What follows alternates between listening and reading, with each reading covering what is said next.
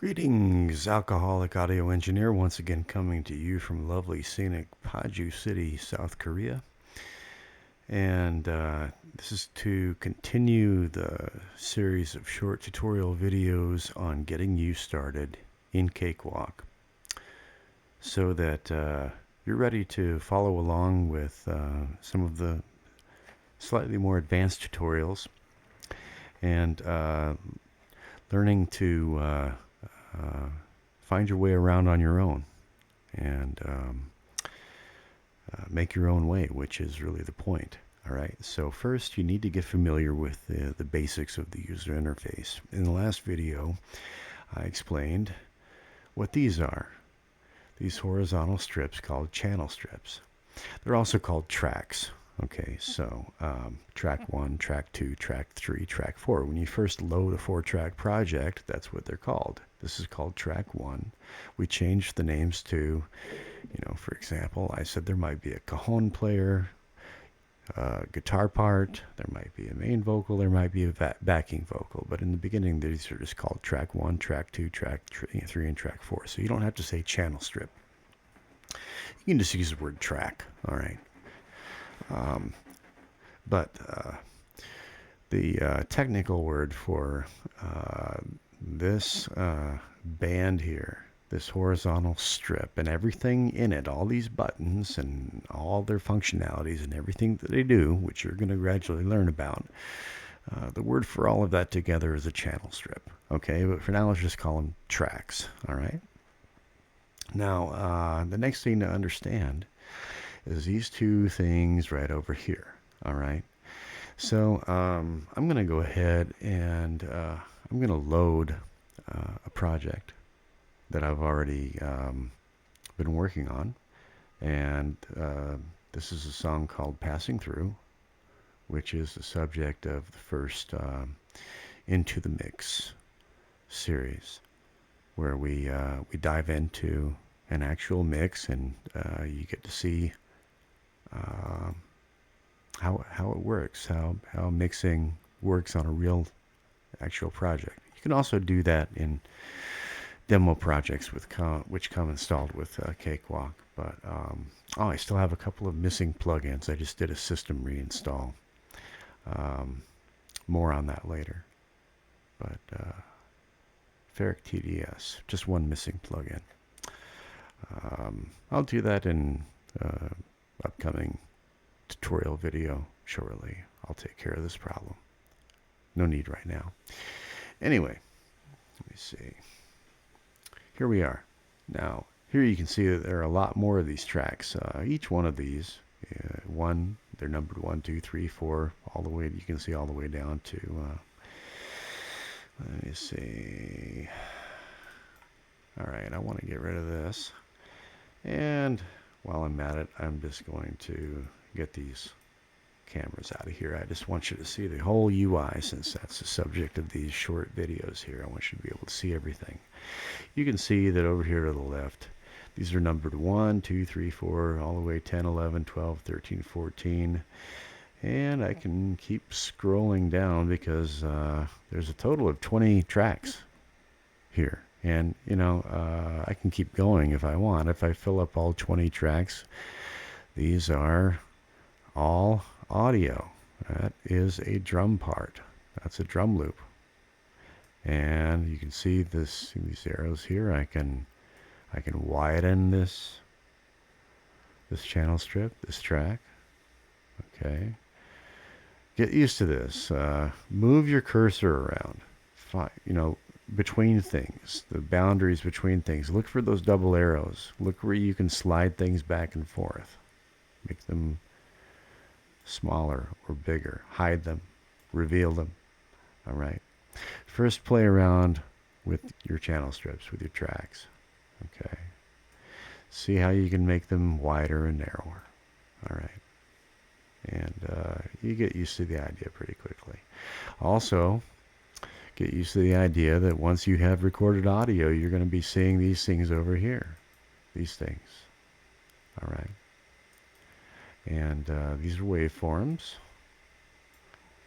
And that's what your audio looks like once you've recorded it. and I will be teaching you how to manipulate that. That's the kind of stuff that you learn by following along with the mixing tutorials. But right now we're just focused on the basics of the user interface. I just want you to know what things are when you look at them. Okay, so now you know that these are tracks, these are channel strips. These waveforms here, these are all recorded audio of various kinds. These are parts, okay? And I've given them names, okay? But basically, loop is a drum part. RNFI 24 is a guitar part. Intro swell is another audio thing that it's an effect. It's an intro that I made with a guitar and some other things. These are vocals. These are other guitar parts down here. The point is that you look at it and you basically know what that is. All this stuff over here is recorded audio. And when I hit the play button,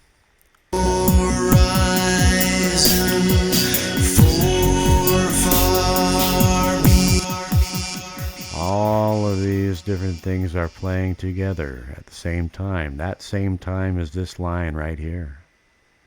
That line is the now, which is reflected in this number right here, 1 minute 11 seconds. That's where this is in the timeline. This is the timeline, all right? I think this is pretty intuitive, pretty easy to understand. That's the beginning of the track. That's the beginning of the project. These are all different parts. I can listen to them individually. I can listen to them together, okay? Each channel strip has a mute button where I can choose to turn it off so I don't hear it during the playback. That's mute. So you notice that and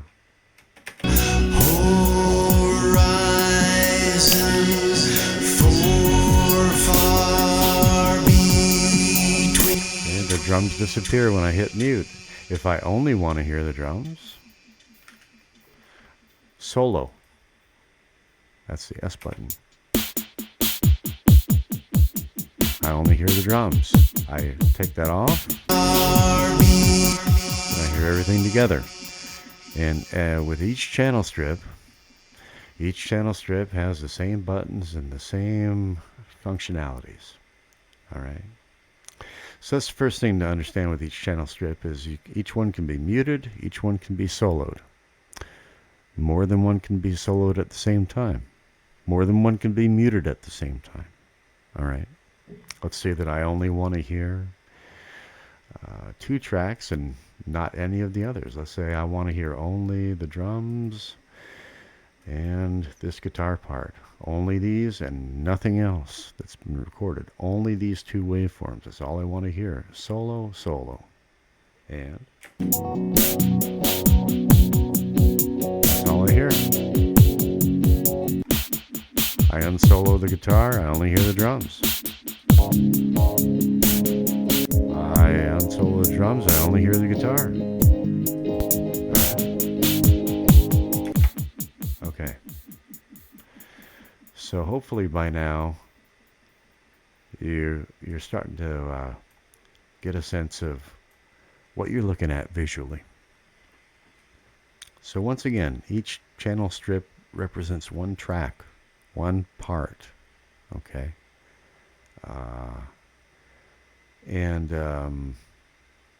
So that's enough for this part of the screen right here so far.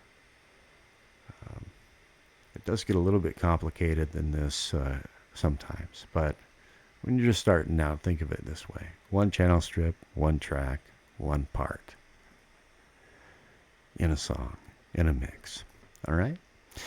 And so we're going to finish off this section of the tutorial with I'm just going to show you one more thing here.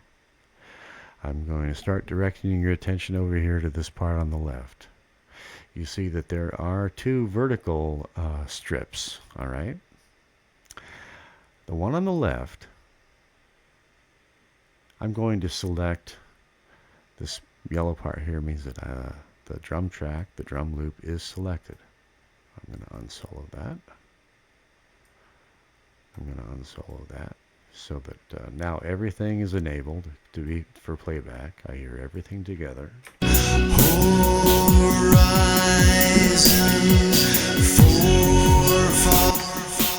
right. I want you to notice that when I click on that channel strip, when I click on track 1, channel strip 1, okay, you can see that it is highlighted, it's selected. And I want you to look over here on this left vertical strip and look down at the bottom. Look at the name, loop. Look at the name, also loop, okay? They are the same thing. I'm not going to tell you why right now. I just want you to know this, you know. When you look at this vertical channel, when you look at this vertical strip on the left, it is basically identical to this one over here that's horizontal on the right. Okay? And this right here is your volume fader. This controls the volume of that track. And this right here is your pan. This controls how much to the left or right it is. All right. Here also is the mute and solo buttons. If I click mute here, it's also muted over here. If I unmute it over here, look, it's also unmuted over there. Same with solo.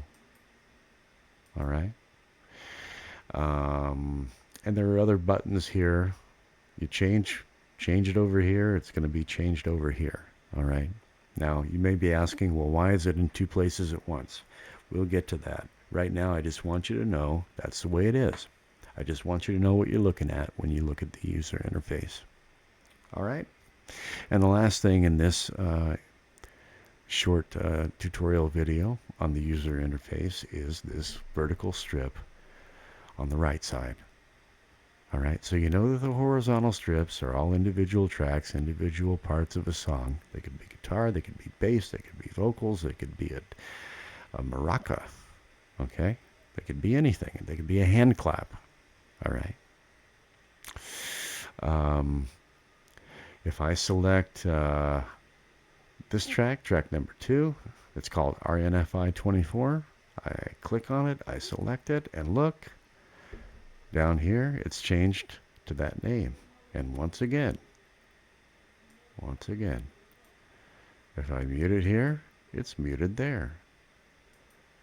Right? If I solo it over to on the left, it's soloed over here on the right. So you get the idea. If I click on intro swell, track 3, down here the name changes to intro swell. You can see that that track, the volume has been turned down to -6. If I click on track 2 or NFI 24, you can see that the volume is right here, -3.2. Why? Don't worry about that yet. Okay, this is volume. Pan means how much left or right. Here's what that means. I'm going to solo the guitar track number 2. I'm going to hit play. I'm going to pan it left. Now it's all the way in the left ear. Now it's all the way in the right ear. Alright? Sometimes you want things on the left, sometimes you want things on the right. Sometimes both at the same time. There are reasons for that. You're going to be learning about it later on. What else? These 2 red dots should not be there. You'll find out about that later on as well. But so far, what you should understand is I'm going to hit the Fit Project button right now. That's going to put everything into one window. Boom. Okay. All right. The horizontal stripes or channel strips, individual tracks, they're still numbered even though I've named them with descriptive names, but they're still numbered. Tracks 1, 2, all the way up. There's as many as you need. Whichever one you happen to have selected. Click. All right. Now track 4 is selected. It's called intro swell. Down here, this strip represents whatever track you have selected over here. This one, this vertical strip, is the subject of the next tutorial video. This one's gone on long enough. Thank you for watching and listening. I hope this is helping. I'm hoping this is helping you get started and ready for the little bit more advanced tutorials. Okay, over and out. Hit the wrong button.